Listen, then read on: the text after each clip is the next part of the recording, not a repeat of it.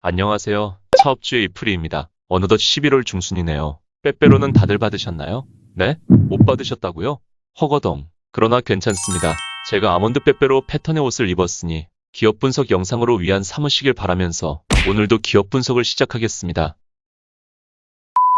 이번 주는 채널 내 커뮤니티의 투표를 통해 기업을 선정했는데 많은 분들이 참여해 주셨네요. 우선 참여해 주신 모든 분께 감사 말씀 전합니다. 앞으로도 종종 투표를 통해 기업을 선정해도 괜찮겠네요. 투표 결과에 따라 오늘 다룰 기업은 코넥스 상장사 선바이오입니다. 현재 시가총액은 2,932억 원이네요. 잠시 코넥스 시총 상위 기업들을 봐보면 최근 툴젠 도신속 이전 상장을 통해 코스닥으로 가게 되었습니다. 툴젠도 꽤 오랜 기간 이전 상장에 애먹었는데 다행이네요. 이제 여기에는 없지만 에이비온도 최근 코스닥으로 이전 상장했죠. 에이비온은 기술 특례를 통해 코스닥 시장에 상장했고 여기 보이는 원택은 스펙합병 상장으로 예심을 청구한 상황이죠. 이렇게 코넥스 기업들은 각 기업의 상황에 맞는 상장 방법을 택하면서 이전 상장을 하게 됩니다. 이전 상장한 기업들이 빠지면서 현재 선바이오가 코넥스 시총 3위에 올라있네요. 저희 채널에 다뤘던 시그널 CV, 엔솔바이오사이언스, 그리고 펜토바이오메드도 상위권에 있음이 보이죠. 이 중에서 선바이오는 가장 빠를 수도 있는 기업이겠네요. 이번 분석은 코넥스 스몰캡 기업 분석이 되겠군요. 바로 다 들어가 보겠습니다. 기재정정된 최근 3년간 사업보고서 공시가 있는데 먼저 각 사업보고서를 작성했던 회계법인은 이렇습니다. 모두 다른 회계법인이 작성했던 것을 알 수 있죠. 그리고 이 공시들은 이렇게 나눠서 보면 되겠군요. 정정된 18년, 19년 사업보고서는 정정사항이 같습니다. 그러면 두 보고서에 중복된 18년 사업에 대한 정정사항이겠죠. 당시 지정감사인인 한울회계법인이 작성한 18년 사업보고서에서 연역과 주식 소유 현황에 정정이 필요했기에 18년, 19년 사업보고서에 정정 공시가 발생된 것입니다. 그리고 이번에는 기재정정된 20년 사업보고서를 보면 이번에는 19년 사업의 재무제표에 대한 정정사항입니다. 정인회계법인이 작성한 20년 사업보고서와 다산회계법인이 작성한 19년 사업보고서에서 이러한 항목들의 불일치가 발생했고 이 중에서 특히 주요 내용에 대한 협의를 진행했는데 주식 매수 선택권 불일치에 관한 것은 손익에 영향을 주지 않으므로 협의를 진행하지 않고 수정하지 않았으나 로열티 수익에 대한 내용은 손익에 영향을 주기 때문에 협의가 진행되었지만 의견차가 좁혀지지 않았네요. 현 감사인이자 20년 사업보고서 작성 감사인인 정인과 19년 사업보고서 작성 감사인인 다산이 서로 다른 기준으로 회계 처리를 하며 생긴 이슈겠군요. 각 감사인이 그 시기에 맞는 평가 기준으로 회계 처리를 했기에 굳이 다산 쪽에서는 수정을 원치 않았나 보네요. 따라서 20년 사업보고서에는 19년 정정사항이 수정되었으나 19년 사업보고서에는 19년 정정사항이 수정되지 않고 18년 연도의 정정사항만 반영된 것입니다. 요약하면 선바이오가 코스닥 이전 상장을 위한 예심을 청구하면서 최근 사업연도 재무제표 등의 청구 서류를 필요로 했기에 현재 지정감사인인 정인회계법인이 이를 검토했는데 불일치된 부분이 있어서 이전 감사인들과 협의를 하여 정정된 보고서가 공시된 것이고 협의 과정에서 19년 재무제표에 대한 내용은 평가 방법에 따른 차이로 인한 것으로 여길 수 있기에 협의 후에도 수정되지 않고 20년 사업보고서에서만 이를 정정한 것입니다. 따라서 상장 추진에 있어 문제되지 않는 해프닝 정도로 보면 되겠네요. 잠시 이 페이지를 보면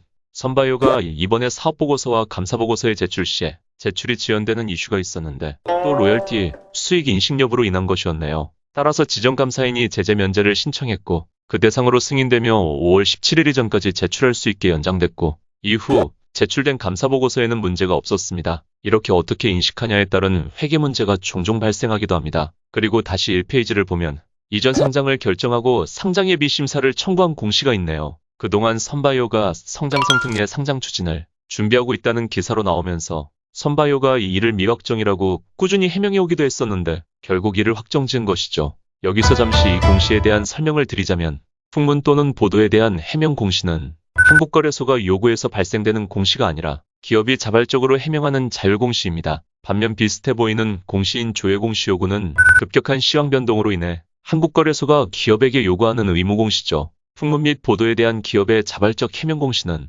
시장 활성화를 위해 15년 9월에 도입한 것이고 19년에는 코넥스 활성화 방안에도 포함되어 코넥스 시장에도 도입된 것입니다. 이렇게 풍문에 대해서 자발적으로 미정이라고 해명해오던 선바이오가 이전 상장을 결정하고 예심을 청구한 것이며 지정자문인이던 하나금융투자가 상장주관사를 맡고 결국 성장성특례 상장을 추진했다는 것을 알 수 있습니다. 하나금융투자와 성장성특례 상장 추진. 바로 전에 다룬 이오플로우와 겹치네요. 이오플로우도 하나금투를 상장주관사로 성장성특례 상장을 했죠. 이오플로우의 영상에서도 말씀드렸지만 성장성특례 상장은 주관사의 추천에 의해 추진되는 상장 방법이고 기술특례처럼 기술성평가가 의무는 아니지만 관례화되었죠. 선바이오도 역시 기평을 진행한 기업입니다. AA 등급과 A 등급이면 상당히 높은 편에 속하네요. 성장특례로 상장한 이오플로우는 두 기관으로부터 각 A 등급을, 기술특례로 상장한 ABO는 A와 BBB 등급이었습니다. 그러나 평가기관마다 기준이 조금씩 다르고 특히 기술성평가가 의무화되는 기술특례 추진기업은 한국거래소가 임의로 두 곳의 평가기관을 지정하지만 성장성 특례를 추진하는 기업은 기업이 직접 평가기관 두 곳을 선택할 수가 있습니다. 따라서 성장성 특례를 추진하는 기업들은 각 평가기관의 평가기준을 고려하여 자신에게 높은 점수를 줄 것으로 예상되는 평가기관을 선택할 수 있는 셈이죠. 전에 선바이오가 성장성 특례 상장을 추진한다는 풍문이 돌 수 있었던 것도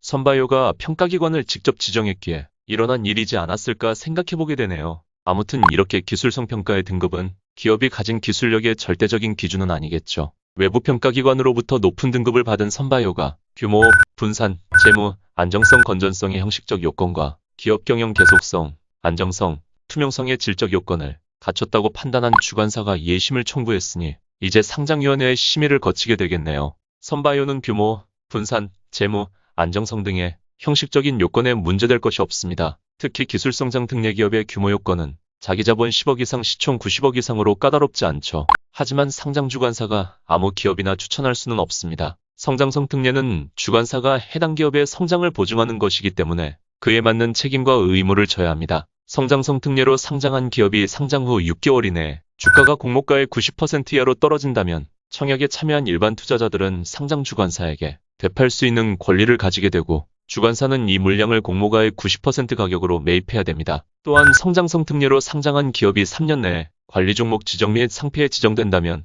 성장성 특례를 추천한 상장주관사는 1년 동안 추천 권한을 가지지 못하게 됩니다. 따라서 주관사의 손실과 직결될 수 있으므로 그야말로 가능성이 있는 기업을 추천하는 것이 성장성 특례 상장 방법이겠죠. 가령 DB금투는 셀리버리의 성장성 특례 상장을 성공시키며 큰 차익을 챙겼으나 이후 라파스의 성장성 특례 상장에서는 풋백 옵션으로 손해를 본 이력이 있습니다. 선바이오는 이오플로우의 성장성 특례를 성공시킨 하나금투가 상장주관사로 맡게 되는 것이니 하나금투가 선바이오의 가능성을 점치고 있는 것이겠죠. 심사 결과는 보통 청구일로부터 45영업일 이내에 나오지만 그보다 짧을 수도 있고 예외가 있을 시 더 늘어날 수도 있습니다. 선바이오가 10월 27일에 예심을 청구했으니 1월 중순 전에는 결과가 나오지 않을까 생각되네요. 최근 코스닥이 전 상장에 성공한 툴젠도 과거 힘든 시간을 보냈듯이 선바이오도 과거에 힘든 시간을 보냈었습니다. 이번 상장 추진이 처음이 아니죠. 15년에는 코스닥 시장으로의 스펙 합병 상장을 추진했었으나 최대 주주의 이복 동생이 상장 후 보호일수에 거절하면서 코스닥 상장을 철회 후 코넥스 시장으로 상장하게 됐고 19년에는 기술특례 상장을 추진했었으나 또 특수관계인인 이복 동생이 주식 반환 소송을 제기하면서 상장 추진이 미뤄진 이력이 있습니다. 안타까운 이력이죠. 현재는 특수관계인의 보호일수 면제 범위가 확대됐고 또 진행 중이던 소송도 종결되었으므로 선바이오가 코스닥 이전 상장을 추진할 수 있었겠죠. 선바이오가 기술성 평가도 높은 등급으로 통과했고 기존의 걸림돌이던 특수관계인 문제도 해결되었으며 주관사가 성장을 보증하는 추천 방법으로 추진했으니 심사 통과 가능성이 꽤 높을 수도 있겠지만 그래도 결과에 대해 확실히 말하는 것은 어려운 부분이네요. 그리고 또 공시를 봐보면 유형자산 양수결정 공시가 있습니다. 선바이오가 생산설비의 증대를 위해 진성테크템에게 인천 공장 용지를 매입한다는 것이고 주물량 소화라는 문구도 눈에 띄네요. 보시면 향후 예상되는 PEG 유도체의 수요 증가 대응을 위해 시설 구축을 위한 부지를 매입하는 것을 알 수 있죠. 그러나 선바이오의 자산 총계를 초과하는 217억의 자금이 양수금액으로 사용되어야 하는군요. 계약금과 중도금이야 납입 가능하겠지만 내년 2월까지는 173억을 추가로 납입해야 합니다. 이러한 자금 마련 방안에 대해 선바이오 측은 금융기관 차입금으로 조달할 예정이라 했군요. 시기를 볼 때 상장 공모자금도 잔금으로 활용되겠네요. 전부 차입금으로 하게 되면 금융비용이 꽤 증가될 테니까요. 그리고 이 유형자산은 토지만 매입하는 형태입니다. 등기 이후에는 공장 건설 및 시설 투자가 있어야 할 텐데 어쩌면 이번에 상장 공모 자금을 조달해도 유동자금은 엄청 넉넉하지는 않을 수도 있겠다는 생각도 드네요. 이번 상장에서 선바이오가 목표 발행 주식수와 목표 공모가로 조달하고자 하는 목표 자금이 있을 텐데, 공모자금으로 이 잔금과 시설 투자비, 그리고 앞으로의 운영비까지 확보가 될지 궁금하네요. 내부적으로 계획에 맞게 잘 추진하고 있겠죠. 이 부분은 만일 선바이오가 예심에 통과한다면 수요 예측과 공모 청약을 통해서 선바이오가 얼마를 조달하는지를 보고, 또 진행되는 선바이오의 손익과 재물을 지켜보면서 회사에 문의를 해보면 더 확실히 파악할 수 있겠습니다. 그리고 미상환 전환사채를 모두 보통주로 전환 청구했었다는 공시도 있고, 다음 페이지로 가면 유형자산 양도 공시가 보이죠. 선바이오가 유동성 확보를 위해 가지고 있던 부지와 공장을 78억에 매각했네요. 현재 선바이오 본사 위치가 여기인데 여기를 매각한 것이고, 현재는 여기에서 지내면서 내년 2월에 등기치게 되는 인천 부지의 건물 및 시설 구축을 진행해서 23년에 입주하면 그때는 현재의 본사도 매각할 수 있겠네요. 그렇게 현본사를 매각하여 차입금을 상환해가는 것도 방법이겠죠. 그리고 권리락 공시가 보이는데 무중으로 인한 권리락이었음을 알 수 있네요. 따라서 다음 페이지로 가보면 무상증자 공시가 있죠. 선바이오가 자기 주식을 제외한 보통주 1주당 0.5주의 주식을 발행하는 무상증자를 했었다는 것을 알 수 있네요. 그리고 특허권 취득 공시도 보이는데, 읽어보면 선바이오가 가진 피지유도체에 적용될 수 있는 기술에 대한 미국 특허를 취득했다는 내용이네요. 선바이오가 가진 기술이라는 게 뭘까요? 그러면 공시는 이쯤 보고 사업보고서를 봐볼까요? 선바이오는 1997년에 설립되었습니다. 설립된 지 꽤 오래되었군요. 현재 본사는 3번로 95이고 아까 지도에서 봤던 이곳입니다. 매각한 부지는 3번로 94였죠. 코넥스로의 상장은 16년 1월에 했는데, 앞서 말씀드렸듯이 15년에 코스닥으로 스펙 상장을 추진했다가 철회하고 코넥스 시장으로 상장한 것입니다. 그리고 종속회사와 출자한 법인은 없네요. 총 주식수를 봐보면 우선주는 없고 보통주로만 767만 540주가 있다고 나오는데, 사업보고서가 작년 연말 기준이기에 무상증자가 반영되지 않았네요. 그리고 전환사채의 전환 청구도 행사됐었죠. 따라서 현재 기준 선바이오의 총 주식수는 1168만 2816주가 있겠고, 이 중 자기 주식은 무상증자로 인한 단주 발생으로 현재는 8222주가 있습니다. 이러한 주식의 보유 현황을 보면 노광 대표가 최대 주주로 있고, 노광 대표의 여러 특수관계인들이 일부씩 가지고 있는 형태네요. 노광 대표의 지분과 특수인까지의 합쳐진 지분은 제가 현재 기준으로 수정하여 적어놨습니다. 그 외 주요 주주로는 5% 이상을 가진 이수학이 있군요.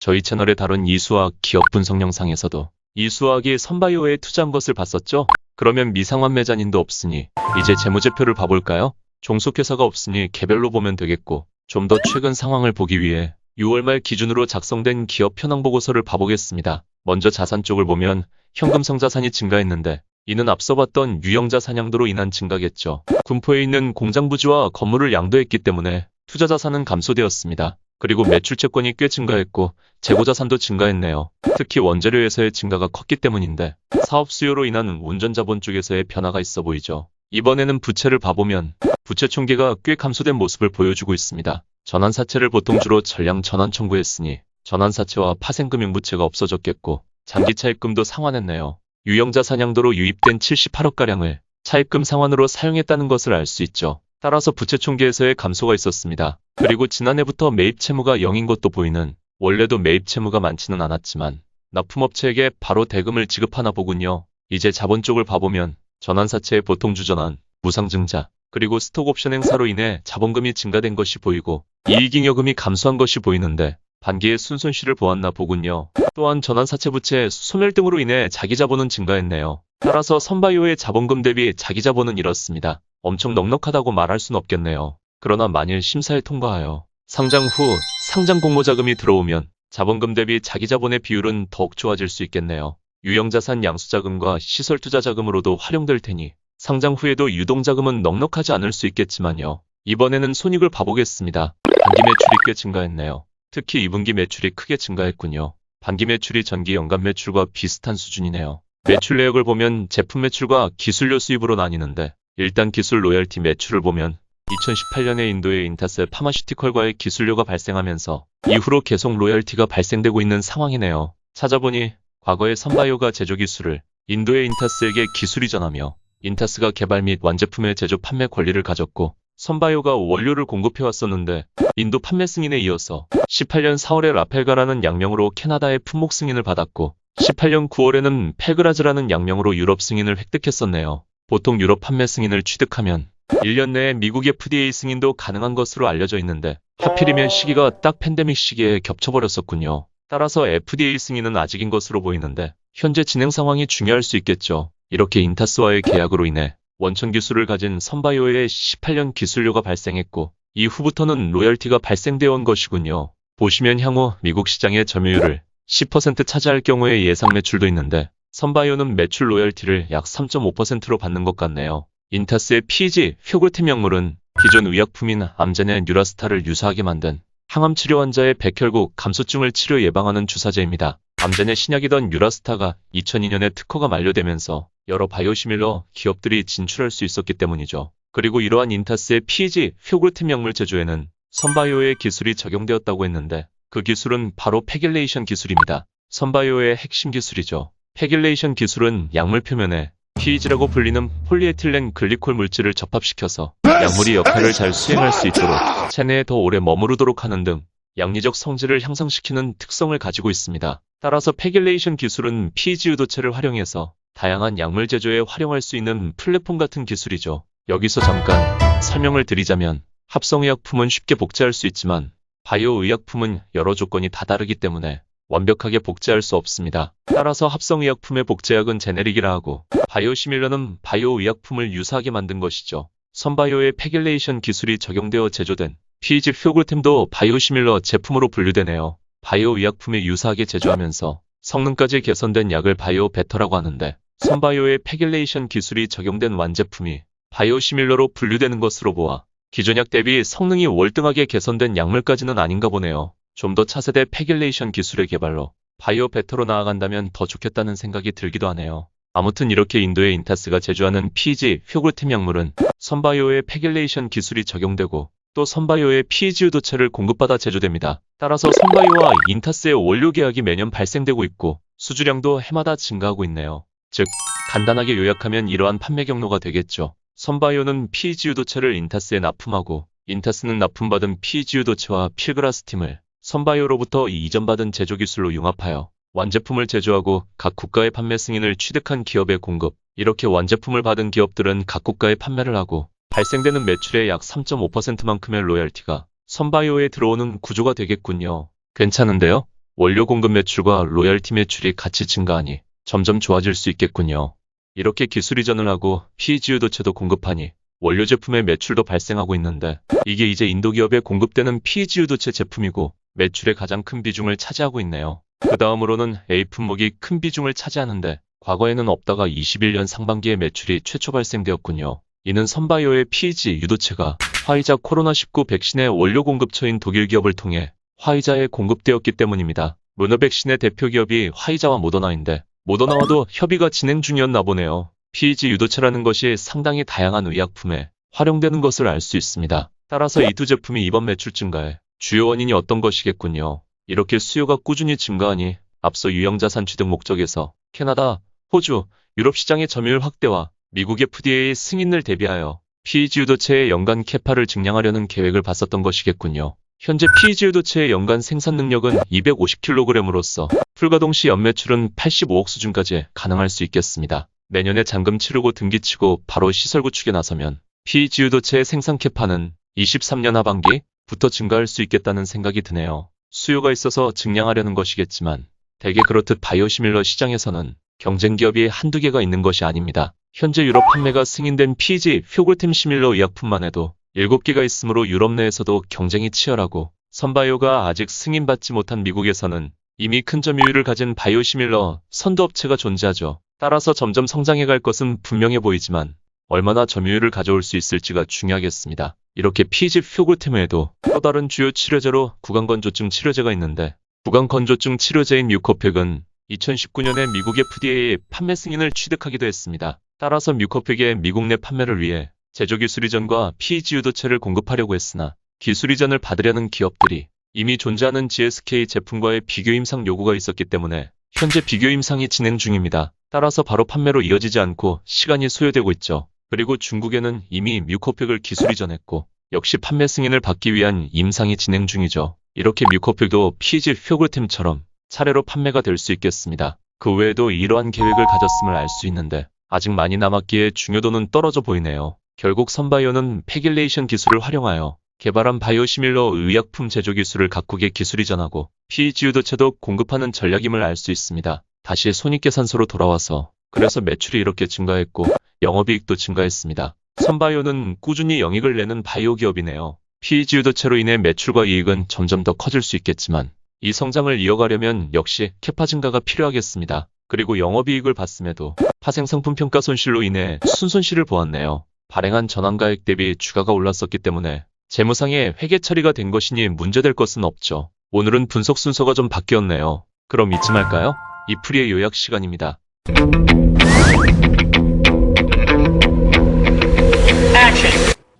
선바이오는 현재도 나쁘지 않은 재물을 가졌지만 이익이 꾸준히 나오고 있고 또 수요 확대로 이익이 더 증가할 여지가 있으니 재무도 개선되어 갈 수 있겠네요. 그리고 무엇보다 상장 공모 자금이 유입된다면 재무는 보다 탄탄해질 수 있겠죠. 예비심사는 기평등급 등의 여러 자격을 갖추고 성장성 특례를 성공시킨 이력을 가진 주관사의 추천에 의한 방법을 추진하니 역시 가능성은 높아 보입니다. 그러나 100%는 없기에 이 예심 리스크의 결과가 투자 수익 혹은 투자 손실로 연결될 수 있겠습니다. 만일 통과한다면 성장성 특례 상장은 일반 청약 참여자에게 나름 안전한 투자가 될 수 있기에 공모가의 2배로 시초가가 형성되어 상장할 수도 있는 과정에서 단기간 큰 수익이 날 수도 있겠습니다. 그러나 가능성이 높다 해도 무조건적이지는 않으므로 이 부분은 주의해야 합니다. 또한 앞으로 PG 퓨글템의 판매 확대 및 미국 승인으로 인한 매출이 확대될 것으로 보이고 마찬가지로 뮤코필도 승인 시 PG 퓨글템처럼 실적이 점진적으로 확대될 수 있는 캐시카우로 추가되겠습니다. 그러나 임상이 진행 중이니 짧은 시간 내에 판매로 이어지기는 힘들겠죠.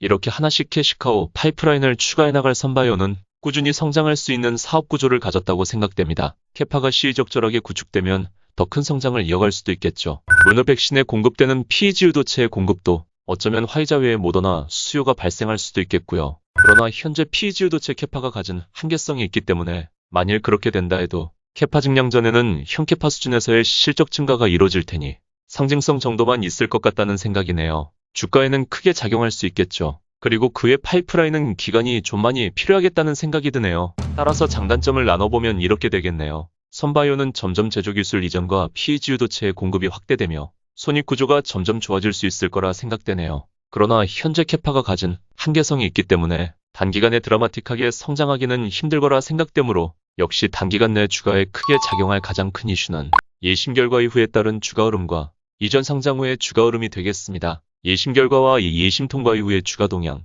그리고 상장 이후의 주가 동향에 대해서는 물론 긍정적으로 보이고 또한 성장성 특례이기에 상장 후 6개월간은 공모가를 하회할 가능성도 낮을 수 있을 거라 생각됩니다. 그러나 가능성이 이렇다 해도 무조건은 없기 때문에 이 부분은 주의하셔야겠죠. 만일 이러한 리스크를 줄이고 싶다면 환매 청구권을 청구할 수 있도록 일반 공모 청약으로 접근하는 것도 나름 괜찮은 전략이 될 수 있겠다는 생각이네요. 선바이오는 단기적으로는 상장 이벤트가 주가에 큰 영향을 줄 수 있어 보이고 상장 결과와는 무관하게 장기적으로도 사업이 꾸준히 성장해 갈 것으로 생각되니 점점 선바이오의 손익 재무는 개선되어 갈 수 있겠습니다.